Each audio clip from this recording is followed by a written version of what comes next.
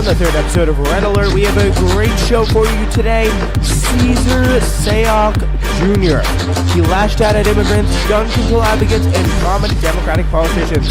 On Facebook, he misspelled the racial epithet directing at the likes of Oprah Winfrey and Barack Obama.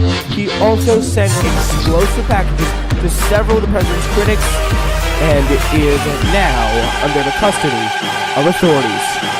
That's the subject of today's Red Alert inside the MAGA Bomber. Who is he? He was caught today. We'll tell you everything you need to know about this man himself. So thank you for joining us here today. My name is Spencer Walsh. Really appreciate it. Yeah, and this was, as we know, this was a MAGA bomber. Like, there's no doubting it. And once we get into some more of these details, I think you'll find that we know for sure. Like, this is put to bed. This is not a false flag. This is some real stuff. Like, these bombs were real. They could have exploded. This is a serious threat. That was given to these officials. Not even just these officials, they're the people who had to deal with the bombs in the first place. Like, it's likely that once these were found, like, they never could have gotten to these officials.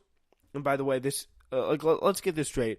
Cesar Sayoc, he's a suspect. He's not a very smart guy, so it's pretty obvious he didn't think this through, which is very tough. And there's a lot we don't know about the mental condition of this guy, but we can't really say too much about that yet. I mean, he could have been crazy. He could have had some mental disability of some sort, so we don't want to make too many judgments. But yeah, Cesar Sayoc, he's an obvious Trump supporter, very big on Twitter. He lashed out at immigrants, gun control advocates again, and prominent Democratic politicians. He shared inflammatory news stories from Breitbart, hard-edge videos from Fox News, and angry posts from pages like Handcuffs for Hillary. That's obviously on Facebook. He tweeted a threat to, or maybe on Twitter as well. He tweeted a threat to a former Vice President, Joe Biden, and also posted photographs of himself wearing a red Make America Great Again cap at one of President Donald Trump's rallies. Like, as the New York Times describes, the New York Times is going to provide a little bit of background here on this guy, as after a frenzied nationwide search of the person who sent these 13 makeshift bombs to some of Trump's most prominent critics. And, like, this is not just, like, any Republican random hit list. Like, you know what I mean? This is, like, people who Donald Trump specifically has called out, and they're not just, like, any Republican talk. Like, if you got, like, George Soros, Hillary Clinton, Barack Obama, I get that. But, like, if you're targeting people like Maxine Waters, a random congresswoman from California, and intelligence officials like James Clapper and John Brennan, like, you know that there's something else here, and there's something, like, this is a Trump dude. Like, this guy's coming from a perspective of Trump and only Trump in the first place. So, yeah, Sayoc was picked up Friday morning in Plantation, Florida at an AutoZone car part shop. Authorities released a photograph of a man with a buzz cut and a mouth that drooped toward a frown. They hauled him in a white van plastered with bombastic stickers expressing support for Trump and animosity towards those who clashed with him. Yeah, it literally, like, you could not make this stuff up. He's literally getting picked up today in a white van, or this was Friday where this happened, Friday, October 26th.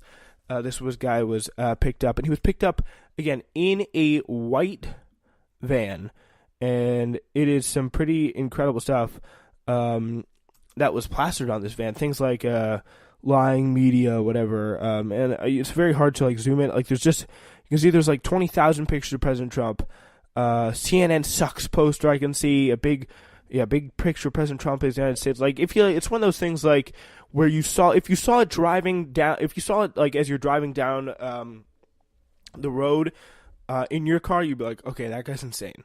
Like, not just even that he's a Trump supporter, like, it's that he has that many stickers, like, prominently in that way. They're like big sentences. It's just dishonest media is on the van's back right window. CNN sucks. Crosshaired appeared on a photograph of one of the more liberal commentators at CNN, which received more than one package from Sayoc at his offices in New York that had evacuated and everything.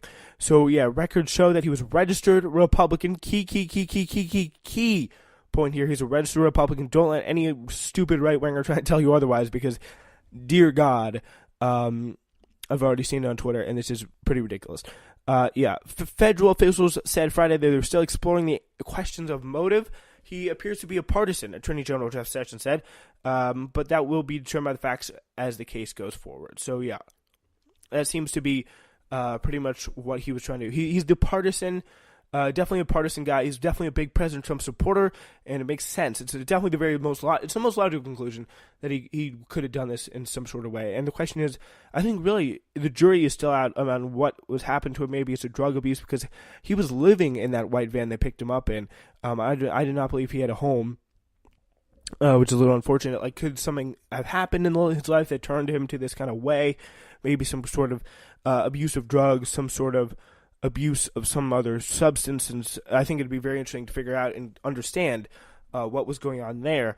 The New York Times describes him of having a lengthy criminal history, also saying he once danced as a male stripper. Interesting.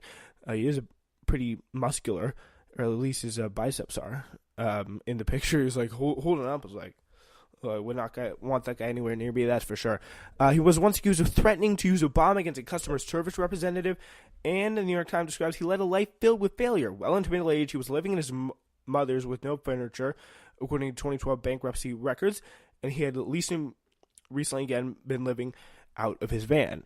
Some of the packages falsely listed Senator Representative listed as a Senator Representative Debbie Wasserman Schultz. Another interesting situation. He tried to put Debbie washing machine Schultz as the sender of this, which, like, I mean, on one hand is, if you think about it, it's Debbie Wasserman Schultz here. It's slightly believable. Like, if you think, like, of all of the Democratic representatives who would put their name on a package and send a bomb to someone, like, it's Debbie Wasserman Schultz. Like, Debbie, like, you're that kind of guy. You're that kind of gal, I guess you could say, that would do that kind of thing and send someone this kind of package. But still, it was definitely not Debbie washing machine Schultz, but it was definitely, like, it was someone in Cesar Sayoc Jr. who had much deeper problems than anything that Debbie has at the moment to deal with. I think both mentally, just a lot mentally, he has going on with it. And I think it's something that should be very important. Liberals should, like, take a step back on him. But the important thing to remember is this was a partisan who did this, and it's very dangerous. And it's really a product of one thing, which is the rhetoric President Trump creates and the people who he singles out into attack. And, like, when things are attacked like that, and when you have so many other people attacking whoever President Trump says attack, like, you're going to get similar reaction to this. It's just bound to happen. It's just a matter of fact. It's just bound to happen. It's very real. And I think a really good example is, like, there's some real interesting things coming out now at the moment about the life and the way Donald Trump's rise, like the effect Donald Trump's rise had on this guy, Cesar Sayoc Jr., as he rose to his political interests, let's just say, rose. Because, like, apparently in 2015, before Trump came to power, it sounds like I'm talking about a dictator, but before Trump, like, got into politics, like, he just was posting his talking about his nightlife, talking about his workouts, and he had little to no political content. Like, there was nothing really going on there.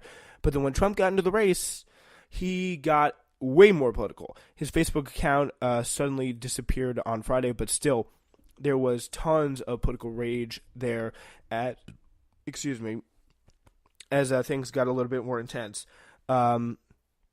We found and immediately removed the suspect's accounts on Facebook and Instagram. Facebook sent a statement. We also continue to remove content that praises or supports the bombing attempt or the suspect as soon as we are aware. And I think it'd be interesting. I mean, I think like the news media probably has this all saved at this point, but it's very interesting, and it really is a direct correlation here, in my opinion, to President Trump and the fact that this guy is getting hyped up. Like, President Trump, it's not just Republicans that President Trump is making more to the right wing. He's bringing people into this who had nothing to do with politics before he came into power, turning them so radical and so violently right wing. They make 13 bombs and send them to 13 prominent Democratic politicians. And the fact that he can do that in just a few years with a guy who doesn't even talk about politics at all, and just like is like a stripper or a male stripper, just a wacky dude, and turn him into a bomber, a serial bomber, is crazy. And like, it shows, like, you get the sense that people could do that, but they just don't because they're responsible. And President Trump is far from that. let's just say. So yeah, much remains opaque about Sayoc. Some of his social media posts seem to suggest he was a part of a Seminole tribe in Florida. Lenny Altieri, a relative, said that Sayoc's father was from the Philippines, his mother was from Brooklyn, and he was raised by his grandparents after having a problem with his mother. According to Lenny Altieri, who's a relative, said. Sayoc, he had short stints in college as a young man and had a passion for soccer. He reflected it in numerous soccer-themed messages on the van. I attended Brevard College, a small Methodist-affiliated liberal arts college, according to New York Times, in western North Carolina. Before a year, he did that for a year, beginning in the fall of 1980, and played soccer on the soccer team, but did not graduate, according to the spokeswoman. He also attended the University of North Carolina in Charlotte for 1 year, an official said. So yeah, he worked as a male stripper for a period of time. He also worked as a manager for traveling male revue shows, and then he now is a serial bomber, as a serial far right wing bomber, which is pretty incredible. That level of transformation. Again, the big point I think is that it's really coming out so far from what we know about this guy is. What really stuck out to me is his Facebook. Like, it was no political content, nothing before Donald Trump came to power, and or just got into politics, and now it's all political. It's all him. It's all about Donald Trump. It's all Donald Trump all the time, and it's very disturbing that this is the way they this is what they're thinking about right now, and you just really hate to see it. It's very disturbing to see something like this just come through. Just like the fact that Donald Trump can do that to people and get them this hyped out about politics is very disturbing. Yeah, so Rachel Humberger is the wife of one of Sayoc's business partners, and Humberg said that Sayoc seemed like a friendly man based on the short interactions she had with him, and described the shows as Magic Mike style, reference to the Magic Mike movie, obviously. More recently, she said Sayoc had been talking about her husband about starting a new business, fish farms. Altieri said that Sayoc at one point had a lot of money but lost most of it, but he did not say how Sayoc had got it. Sayoc had a pretty long and big criminal record dating back to 1991, which includes felony theft, drug charges, and fraud, according to public records. He also threatened to blow up a power company over a bill. Sayoc was on the phone with the customer service representative and was upset over the amount he was being billed for, and then he stated again he was going to blow up the utility. He planned to make it blow up worse than 9/11 and blow the agent's head off. So, there's a lot of stuff we don't know about. Very disturbing. He has a big criminal past and seemingly a big affinity for bombs. Yeah. In June 2012, he also filed for personal bankruptcy, listing assets of $4,175 and liabilities of $21,109. Lives with mom. Handwritten note on the petition said has no furniture.